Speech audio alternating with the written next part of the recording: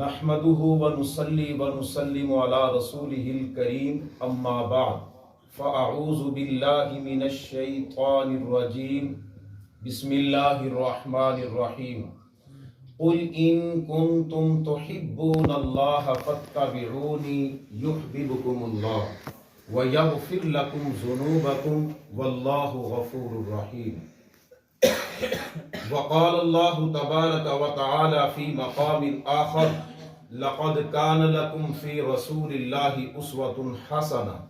وقال النبي صلى الله عليه وسلم من تمسك بسنتي عند فساد أمتي فله أجر 100 شهيد أو كما قال عليه الصلاة والسلام. صدق الله العظيم. حضرات محترم، دین اسلام آپ صلی اللہ علیہ وسلم کی پیاری سنت کا نام ہے. دین اسلام آپ صلی اللہ علیہ وسلم کی اداؤں کے مطابق اپنے پیارے محبوب صلی اللہ علیہ وسلم کے طریقے کے مطابق زندگی گزارنے کا نام ہے. اس لیے اللہ تبارک و تعالی نے اپنے پیارے محبوب کی زبان سے یہ الفاظ نکلوائے، قل ان کنتم تحبون اللہ، اے میرے پیارے محبوب اعلان فرما دیں، لوگوں کو بتلا دیں، اگر تم اللہ سے محبت کرنا چاہتے ہو فاتبعونی، تو میری اتباع کرو.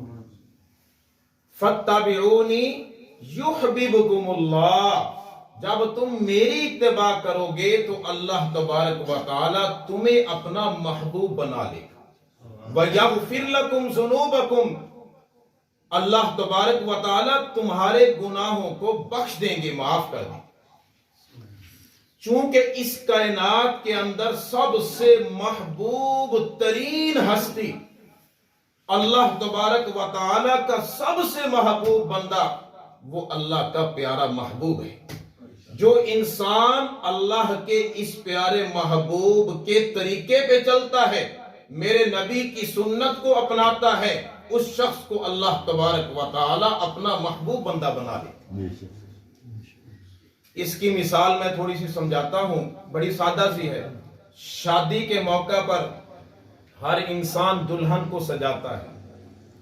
دلہن خوب سجتی ہے شادی کے موقع، اور دلہن یہ سمجھتی ہے کہ میرے اس جسم کے جس عضو پر، میرے جسم کے جس عضو پر زیور آ جاتا ہے، میرا وہ عضو قیمتی بن جاتا ہے، میرا وہ عضو خوبصورت بن جاتا ہے. حتیٰ کہ اگر دلہن کے انگلیوں میں انگوٹھی ڈالتی ہے تو دلہن یہ سمجھتی ہے کہ میری انگلیاں خوبصورت بن گئیں. دلہن کے بازو کے اندر اگر چوڑی آتی ہے تو دلہن سمجھتی ہے کہ میرے بازو خوبصورت بن گئے. دلہن کے کان میں اگر بالی ڈال دی جائے، دلہن سمجھتی ہے کہ میرے کان خوبصورت بن گئے. اگر اس کی آنکھوں میں سرما لگایا جاتا ہے، دلہن سمجھتی ہے کہ میری آنکھیں خوبصورت بن جائیں. حتیٰ کہ جس عضو پر زیور آتا ہے وہ دلہن کا عضو خوبصورت بنتا چلا جاتا ہے. محترم سامعین، ایسے ہی اس انسان کا جو عضو نبی صلی اللہ علیہ وسلم کی سنت کے مطابق بنتا چلا جاتا ہے، وہ عضو بھی اللہ کی نظر میں محبوب بنتا چلا جاتا ہے. جیسے دلہن کو سنوارنے کے لیے کوشش ہوتی ہے کہ اس کو ایسا تیار کیا جائے کہ خامند کو پہلی نظر میں پسند آ جائے، ایسے انسان کو اپنی اس 6 فٹ کی باڈی کو، ان اعضاء کو ایسے سنت سے مزین کرنا چاہیے کہ اللہ کو بھی پہلی نظر میں انسان پسند آئے. یہ ہے سنت اصل. اس لیے اللہ کے حبیب صلی اللہ علیہ وسلم نے فرمایا کہ انسان کی زندگی کو اگر پرکھنا ہو، ہمارے پاس کسوٹی کیا ہے؟ کیسے ہم پرکھ سکتے ہیں کہ میری زندگی اللہ کی نظر میں محبوب ہے، مقبول ہے؟ ایک ہی طریقہ ہے. جیسے سنار کے پاس جو ہے وہ ایک کسوٹی ہوتی ہے، फौरन वो जेवर को रगड़ के देख लेता है कि ये खोरा है, ये खोटा है या खरा है। ऐसे ही एक कसवटी अल्लाह के पास है। वो कसवटी क्या है कि अगर इंसान ये परखना चाहता है, ये देखना चाहता है कि मेरी जिंदगी अल्लाह की नजर में कहां तक मकबूल है, तो इंसान अपनी जिंदगी को सुन्नत नबवी की कसवटी पर परख ले। इंसान को पता चल जाएगा कि मैं कितना अल्लाह की नजर में महबूब हूं। इसलिए अल्लाह के हबीब सल्लल्लाहु अलैहि वसल्लम ने हमें फरमाया, तरक्तु फीकुम अमरैन, तुम्हारे दरमियान मैं तो जा रहा हूं, दो चीजें छोड़ के जा रहा हूं। तरक्तु फीकुम अमरैन लन तज़िल्लू मा तमस्सक्तुम बिहिमा, जब तक तुम इन दो चीजों को थामे रखोगे तुम गुमराह नहीं हो सकते। जो इंसान इन दो चीजों को थाम के रखता है, अल्लाह के हबीब सल्लल्लाहु अलैहि वसल्लम ने उस इंसान के हिदायत पर रहने की खुशखबरी सुनाई। वो दो चीजें क्या हैं? किताबुल्लाह व सुन्नतुर रसूल। एक अल्लाह की किताब कुरान और एक मेरी सुन्नत। जब तक मेरी सुन्नत को तुम थामे रखोगे तुम गुमराह नहीं हो सकते। इसलिए मोहतरम सामीन, हमारी जमात का नाम क्या है? अहले सुन्नत वल जमात। हम सुन्नी हों और फिर नबी की सुन्नत छूट जाए, ये मेरे प्यारे महबूब के उम्मती का ये शेवा नहीं। अल्लाह के हबीब सल्लल्लाहु अलैहि वसल्लम ने फरमाया, मन अहब्बा सुन्नती फकद अहब्बनी व मन अहब्बनी कान मई फिल जन्ना।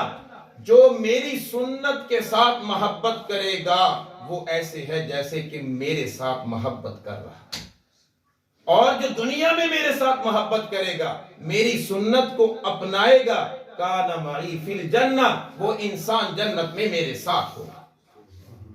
और अल्लाह के हबीब सल्लल्लाहु अलैहि वसल्लम ने फरमाया, ये जो आज का दौर पुरफितन दौर है, ये फितने का जमाना है। हजरत इमाम मालिक रहमतुल्लाह अलैह फरमाते हैं कि इस दौर के अंदर वो इमाम मालिक का दौर था। आज हम 1300 साल पीछे हैं। हजरत इमाम मालिक ने फरमाया था, अपने दौर में खैरुल कुरून था, अच्छा जमाना था। उस वक्त इमाम मालिक रहमतुल्लाह अलैह ने फरमाया था कि मेरे नबी की सुन्नत की मिसाल हजरत नूह अलैहि सलाम की कश्ती की तरह है। जो इंसान हजरत नूह अलैहि सलाम की कश्ती में सवार हो गया वो इंसान तूफान से बच गया। इमाम मालिक फरमाते हैं कि जो आज के दौर में मेरे नबी की सुन्नत को थाम लेगा वो उस दौर के फितनों से महफूज हो जाए। और अल्लाह के हबीब सल्लल्लाहु अलैहि वसल्लम ने फरमाया, मन तमस्सका बिसुन्नती इंद फसादी उम्मती फलहु अज्रु मिअती शहीद। जो मेरा उम्मत फसाद के दौर में, फसाद के जमाने में मेरी एक सुन्नत को जिंदा करेगा, अल्लाह ताला उस इंसान को 100 शहीदों का सवाब अता फरमाएंगे। एक सुन्नत। और आज मोहतरम सामीन, ये सुन्नतें मेरी और आपकी जिंदगी में मिटती जा रही हैं। असल विलायत ये है, असल इंसान की कामयाबी ये है कि इंसान की 24 घंटे की जिंदगी मेरे नबी की सुन्नत के मुताबिक हो गई। हजरत जुनैद बगदादी रहमतुल्लाह अलैह बहुत बड़े मुहद्दिस और बहुत बड़े बुजुर्ग गुजरे। एक मुरीद उनके पास आया, 10 साल तक उनकी खिदमत में रहा। 10 साल के बाद कहा, हजरत मुझे इजाजत दें, मैं जाना चाहता हूं। हजरत जुनैद बगदादी रहमतुल्लाह अलैह ने पूछा, भाई क्या बात है, खैर तो है, क्यों जाना चाहता? वो मुरीद कहने लगा कि हजरत जी मैं तो आया था कि यहां पर कोई करामत देखूंगा, कोई कशफ देखूंगा। 10 साल तक आपकी जिंदगी में आपके पास रहा, इन 10 सालों में मैंने कोई करामत नहीं देखी। आगे से जवाब क्या दिया? ये नहीं कहा कि बैठो मैं कोई करामत दिखाता हूं। उस मुरीद से हजरत जुनैद बगदादी रहमतुल्लाह अलैह ने पूछा, भाई ये तो बतला ان 10 سالوں میں میرا کوئی کام میرے نبی کی سنت کے خلاف تو نے دیکھا؟ سوچیں آج میں اور آپ 10 سالوں میں کوئی ایک کام بھی، ایک لمحہ بھی ایسا نہیں کہ جو سنت کے خلاف ہو۔ کہا کہ حضرت جی ایسا تو کوئی کام نہیں دیکھا جو آپ کا سنت کے خلاف۔ کہا کہ پھر چلا جا، اس سے بڑی کوئی کرامت نہیں کہ 10 سال کے اندر نبی کی ایک سنت بھی نہ چھوٹی، اس سے بڑی کوئی کرامت نہیں۔ اس لیے محترم سامعین، اس وقت یہ جو دور ہے، 2 چیزوں کی بہت زیادہ ضرورت ہے۔ ایک، اپنے پیارے محبوب صلی اللہ علیہ وسلم کی ختم نبوت کا ہم پہرا دیں، بہت ضرورت ہے اس وقت۔ اور دوسرا، اپنے پیارے محبوب صلی اللہ علیہ وسلم کی ایک ایک سنت کو ڈھونڈ ڈھونڈ کے ہم اس کو زندہ کریں۔ میرے اور آپ کے اور صحابہ کے درمیان یہی فرق تھا کہ صحابہ میرے نبی کی ایک ایک سنت کو ڈھونڈ ڈھونڈ کے عمل کرتے تھے، اور آج ہم یہ کہہ کے چھوڑ دیتے ہیں کہ یہ فرض واجب تو نہیں ہے، تو سنت ہے، تو سنت ہی ضروری تو نہیں ہے۔ میرے اور آپ کے درمیان، میرے اور آپ کے اور صحابہ کے درمیان یہی فرق تھا۔ حضرت عبداللہ ابن عمر رضی اللہ تعالیٰ عنہ، حضرت عمر فاروق رضی اللہ تعالیٰ عنہ کے بیٹے، مشہور صحابی ہیں، زندگی کے آخری ایام میں نابینا ہو گئے تھے، مدینہ طیبہ سے مکہ جا رہے ہیں، بیت اللہ شریف کا مقدس سفر ہے، راستے میں ایک جگہ پہ پہنچے، وہاں پر پہنچ کے پوچھا اپنے ساتھیوں سے کہ ہم کہاں پہنچ گئے؟ ساتھیوں نے بتلایا کہ فلاں مقام پر پہنچے۔ کہتے تھوڑی دیر کے لیے میری سواری کو روکا جائے۔ حضرت عبداللہ ابن عمر نابینا ہے، زندگی کا آخری حصہ، زندگی کے آخری عمر میں ہے۔ حضرت عبداللہ ابن عمر رضی اللہ تعالی عنہ نے اپنی سواری کو رکوایا اور نیچے اتر کے تھوڑی دیر دور جا کے بیٹھ کے کپڑے بھی نہیں اتارے، پھر واپس آ گئے۔ ساتھیوں سے کہا کہ چلیں۔ ساتھیوں نے کہا کہ اتنا حضرت جی مقدس سفر تھا، اگر کچھ حاجت نہیں تھی، کوئی کام نہیں تھا، تو پھر یہاں کیوں رکوایا؟ اب جواب سنیں۔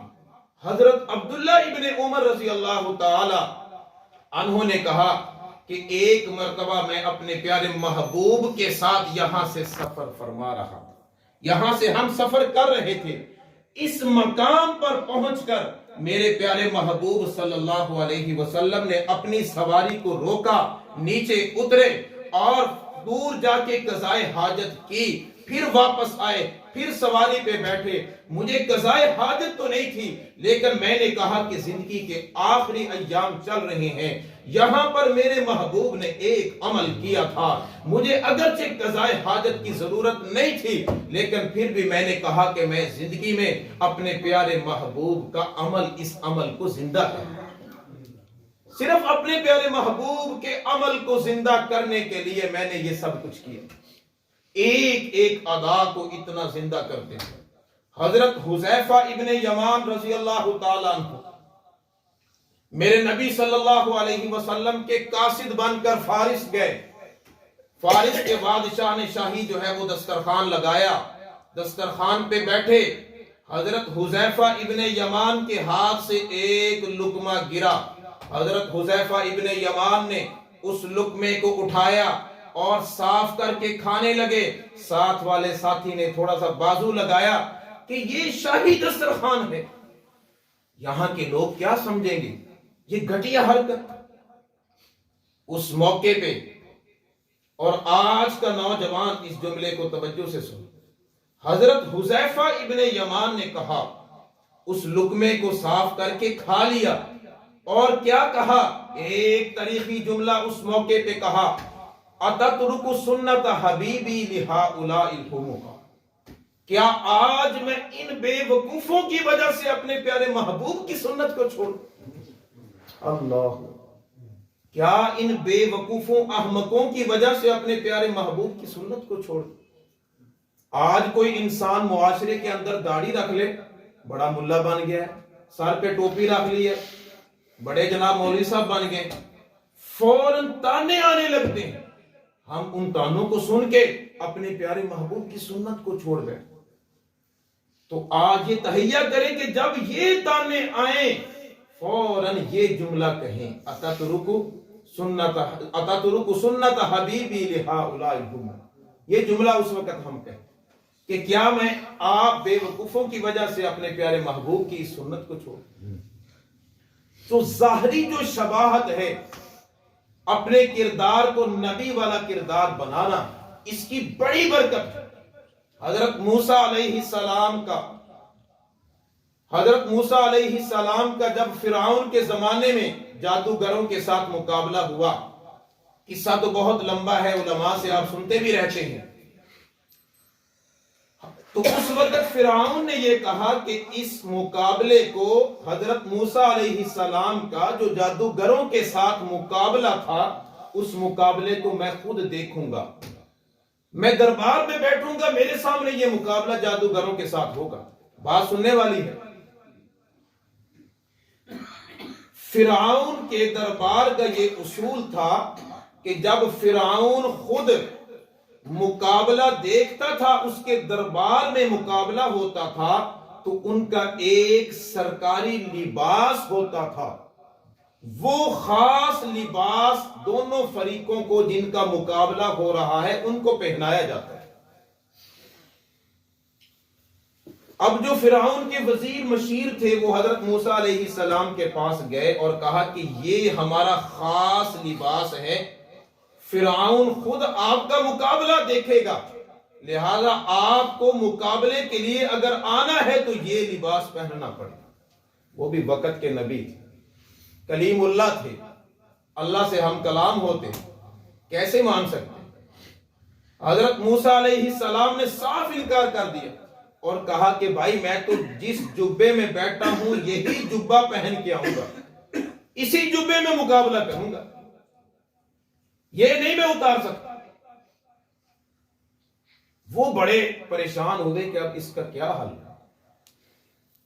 ایک تدبیر ان کے ذہن میں آئی کہ جیسے حضرت موسیٰ علیہ السلام کا جبہ ہے ایسے ہم جبے اور بنوا لیتے ہیں، اپنے جادوگروں کو وہ جبے پہنا دیتے۔ انہوں نے یہ تدبیر جو ہے وہ اپنائی، فوراً حضرت موسیٰ علیہ السلام جیسے جبے بنوائے اور اپنے جادوگروں کو وہ جبے پہنا دیے۔ جب فرعون کے دربار میں حضرت موسیٰ علیہ السلام کا اور اسی طرح وہ جادوگروں کا مقابلہ ہوا، اللہ تبارک و تعالی نے حضرت موسیٰ علیہ السلام کو فتح عطا فرمائی، کامیابی عطا فرمائی۔ حضرت موسیٰ علیہ السلام کے اس معجزے کو دیکھ کے جادوگروں نے کلمہ پڑھ لیا، مسلمان۔ سبحان اللہ۔ فرعون کو بڑا غصہ آیا کہ یہ کیا ہو، اپنے آپ کو رب کہتا تھا، انا ربکم الاعلی، لیکن جب اللہ کی پکڑ بڑا غصہ ہو، اس نے کہا کہ جادوگروں کو کہ میں تمہارا ایک طرف سے ہاتھ اور دوسری طرف سے ٹانگ کاٹوں تاکہ تم کسی کام کے قابل نہ۔ لیکن محترم سامعین، وہ جادوگر بھی ایمان کی لذت چکھ چکے تھے، ایمان کی لذت چکھ چکے تھے۔ کیا جواب دیا؟ آج کے مسلمان نے فقضی ما انتقاص، فقضی ما انتقاص، اے فرعون جو کچھ کر سکتا ہے تو کر ڈال، اب ایمان نہیں چھوڑ سکتا، جان تو جا سکتا۔ حضرت موسیٰ علیہ السلام یہ سارا معاملہ دیکھ رہے تھے، بڑے حیران ہوئے۔ حضرت موسیٰ علیہ السلام فوراً کوہ طور پہ پہنچے اور اللہ تبارک و تعالی سے التجا کی، یا اللہ اگر تو نے ہدایت ہی دینی تھی تو فرعون کو دے دیتا، آپ نے تو بائی نیم مجھے فرعون کے پاس بھیجا تھا، اذهب الى فرعون انه طغى، یا اللہ تو نے مجھے جادوگروں کے پاس نہیں بھیجا تھا، تو نے مجھے فرعون کے پاس بھیجا تھا، ہدایت تو نے دینی تھی تو اس فرعون کو دیتا۔ اس کو دیکھ کے سارے جو ہے وہ ہدایت پہ آ جاتے ہیں۔ اللہ تبارک و تعالی نے فرمایا کہ اے موسیٰ، جب میں نے ہدایت دینے کا فیصلہ کیا تو میری رحمت نے یہ فیصلہ کیا کہ سب سے پہلے ہدایت ان کو ملنی چاہیے جو ظاہری طور پر میرے کلیم کی مشابہت رکھتے ہیں۔ اس مشابہت کا اتنا فائدہ ہے کہ سب سے پہلے ہدایت ان کو نصیب ہوگی، ان کو ہدایت ملے گی جنہوں نے ظاہری طور پر میرے کلیم کی مشابہت اختیار کی ہے۔ جن جادوگروں نے میرے موسیٰ جیسا جبہ پہنا تھا، جب میں نے ہدایت دینے کا فیصلہ کیا تو سب سے پہلے میری رحمت نے فیصلہ کیا کہ ان جادوگروں کو ہدایت دے۔ محترم سامعین، جن جادوگروں نے ڈر اور خوف کی وجہ سے وقت کے نبی کی مشابہت اختیار کی، اللہ نے دنیا کی سب سے بڑی دولت اور سب سے بڑا قیمتی انعام ایمان ان کو نصیب کی۔ آج اگر مسلمان اپنے نبی کی مشابہت اختیار کریں گے تو پھر کیا کچھ نہیں ملے گا۔ یہی صحابہ کرام رضوان اللہ تعالی علیہم اجمعین اور علماء کرام کے اندر، اولیاء کرام کے اندر، یہ میرے پیارے محبوب صلی اللہ علیہ وسلم کی سنت تھی ان کے دلوں کے اندر۔ حضرت مولانا قاسم نانوتوی رحمت اللہ علیہ، کیسا عشق ہے، کیسی محبت ہے ان کے دل کے اندر۔ 1857 کی جنگ آزادی ہوئی، جب انگریز کے ساتھ مقابلہ ہوا، جہاد کا جو ہے وہ فتویٰ دیا، انگریز نے یہ وارنٹ گرفتاری جو ہے وہ جاری کر دیے کہ قاسم نانوتوی جہاں ملے اپنی فوج کو، اپنی پولیس کو کہا فوراً قاسم کو جو ہے وہ گرفتار کیا جائے۔ جان بچانی انسان پہ فرض ہے۔ حضرت مولانا قاسم نانوتوی رحمت اللہ علیہ، قاسم العلوم والخیرات، دارالعلوم دیوبند کے بانی، فوراً چھپ گئے، روح پوش ہو گئے۔ مریدین سمجھنے لگے کہ اب کچھ عرصہ کے لیے حضرت روح پوش رہیں گے۔ 3 دن گزرے، بات توجہ سے سننے والی، 3 دن کے بعد حضرت باہر آ گئے۔ فوراً شاگردوں نے کہا کہ حضرت چھپ جائیں، انگریز نے سخت آپ کے خلاف گرفتاری کے وارنٹ جاری کیے ہیں، فوراً گرفتار کر لے گا، سزا دے گا۔ حضرت مولانا قاسم نانوتوی رحمت اللہ علیہ نے کیا جواب دیا؟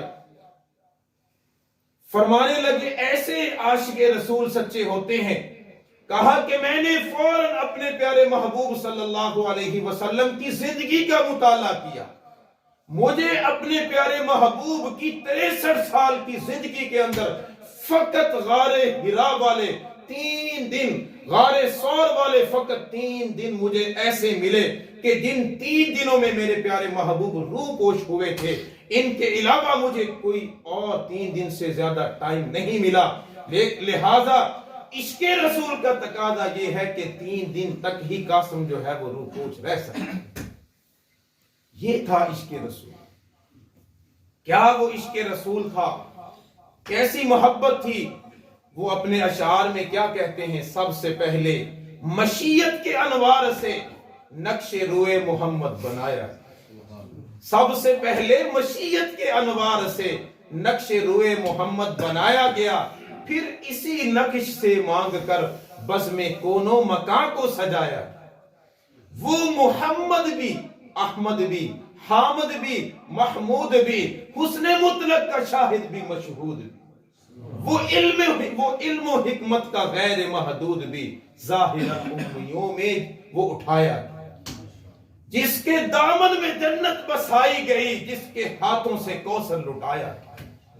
یہ ہے حضرت مولانا قاسم نانوتوی رحمت اللہ علیہ کا عشق رسول۔ شیخ الہند مولانا محمود الحسن رحمت اللہ علیہ، کیسا عشق رسول ہے۔ علماء، بزرگان دین، اولیاء کی زندگی کے اندر عشاء کی نماز کے بعد آخری 2 نفل بیٹھ کر پڑھتے تھے۔ شیخ الہند رحمت اللہ علیہ، کسی عالم نے کہا کہ حضرت جی کھڑے ہو کے بیٹھ پڑھنا زیادہ ثواب ہے، بیٹھ کے پڑھنے میں کم ثواب ہے۔ تو حضرت نے جواب دیا کہ مجھے ثواب کم چاہیے یا زیادہ؟ ثواب زیادہ ہو یا کم، میرے پیارے محبوب کی سنت یہ تھی کہ میرے پیارے محبوب عشاء کے آخری 2 نفل بیٹھ کر پڑھتے۔ ہر کام کو وہ دیکھتے تھے کہ میرے محبوب نے کیسے کیا۔ مولانا حسین احمد مدنی رحمت اللہ علیہ، 17 سال تک میرے نبی کے روزے پہ قال قال الرسول پڑھایا. کیسی محبت ہے، کیسا عشق ہے.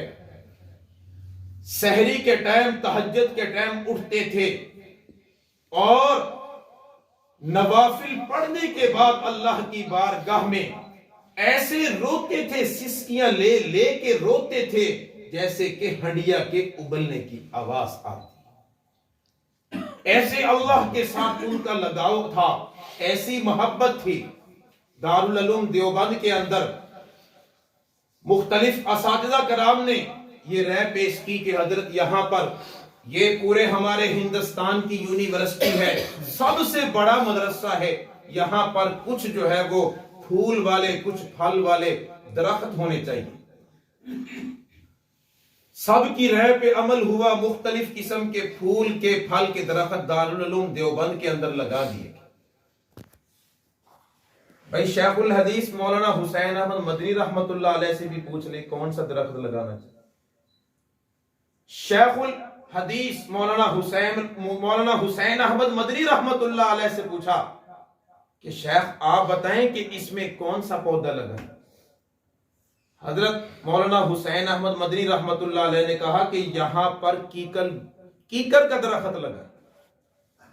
سارے حضرات جو ہے وہ حیران ہو گئے کہ ایک مدرسے کے اندر، ایک ادارے کے اندر ببول اور کیکر کے درخت کا کیا ہے، سوائے کانٹوں کے اور کچھ نہیں. لیکن حضرت نے تاکید فرمائی کہ یہاں پر کیکر کا درخت لگاؤ.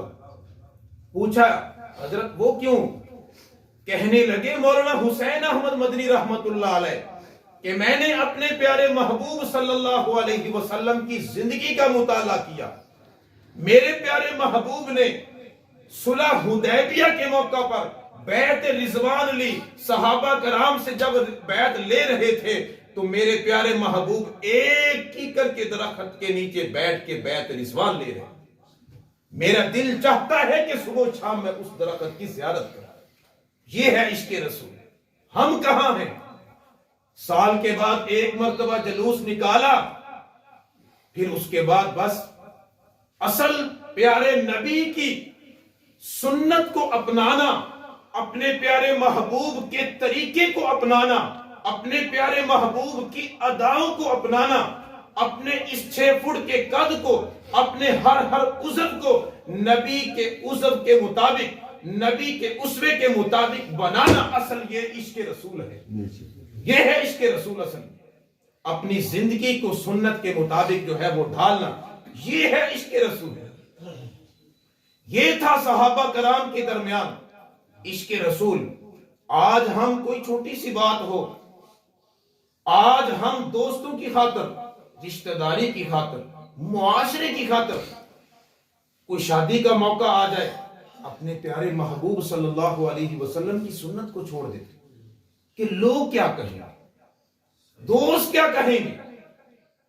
تو محترم سامعین، اگر کل پیارے نبی صلی اللہ علیہ وسلم نے حوض کوثر پہ جو ہے وہ اپنا چہرہ پھیر لیا تو پھر بتلائیں.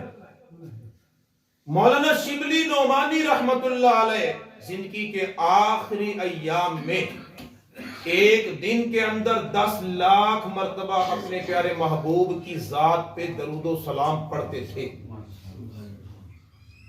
خواب کے اندر بارہا اپنے پیارے محبوب کی زیارت ہوئی. مولانا شبلی نعمانی رحمت اللہ علیہ اپنے مکتوبات میں لکھتے ہیں، کہتے ہیں کہ میں نے اپنے پیارے محبوب کو دیکھا، غم زدہ ہیں، جمعے کی رات ہے، میرے پیارے محبوب کے سینے پہ جو ہے وہ زخم کے نشانات ہیں، میرے پیارے محبوب جو ہے وہ افسردہ ہیں، غم زدہ ہیں. میں نے پوچھا کہ مولا میرے محبوب کیا ہوا، آج غم زدہ کیوں ہیں؟ میرے محبوب نے کہا کچھ جو ہے وہ میرے امتی میری سنتوں کو برباد کر رہے ہیں، میری سنتوں کو مٹا رہے ہیں، میرے دین کے اندر بدعات اور خرافات کو پیدا کر رہے ہیں، جس کی وجہ سے مجھ محمد کو اتنی تکلیف ہوئی ہے کہ میرے سینے کے اندر زخم ہو چکی. آج ہم سوچیں کہ میرا کون سا عمل جو ہے وہ پیارے محبوب کی سنت کے مطابق. آج اس بات کی اشد ضرورت ہے کہ زندگی کے اندر اپنے پیارے محبوب صلی اللہ علیہ وسلم کی سنت کو لے کے آئیں، تاکہ جب ملک الموت حضرت اسرائیل آئے، ہماری زندگی کا، ہمارے جسم کے ایک ایک عضو کو ٹٹول کر دیکھے، میرے جسم کا ایک ایک عضو اپنے پیارے محبوب کی سنت سے مزین نظر آئے۔ جب میں حوض کوثر پہ پہنچوں، میرے پیارے محبوب صلی اللہ علیہ وسلم خوش ہو جائے کہ یہ میرا فرما بردار، یہ میرا اطاعت گزار، یہ میرے نقش قدم پہ چلنے والا آیا ہے۔ جب اللہ کی بارگاہ میں ہم حاضر ہوں اور تو کچھ نہیں ہے، کم سے کم یہ التجا تو کر سکتے ہیں کہ اللہ تبارک و تعالیٰ کے حضور یہ التجا تو کم سے کم ہم جو ہے وہ کر سکتے ہیں، تیرے محبوب کی یا رب شباہت لے کے آیا ہوں، تیرے محبوب کی یا رب شباہت لے کے آیا ہوں، حقیقت اس کو تو کر دے، میں صورت لے کے آیا ہوں۔ وآخر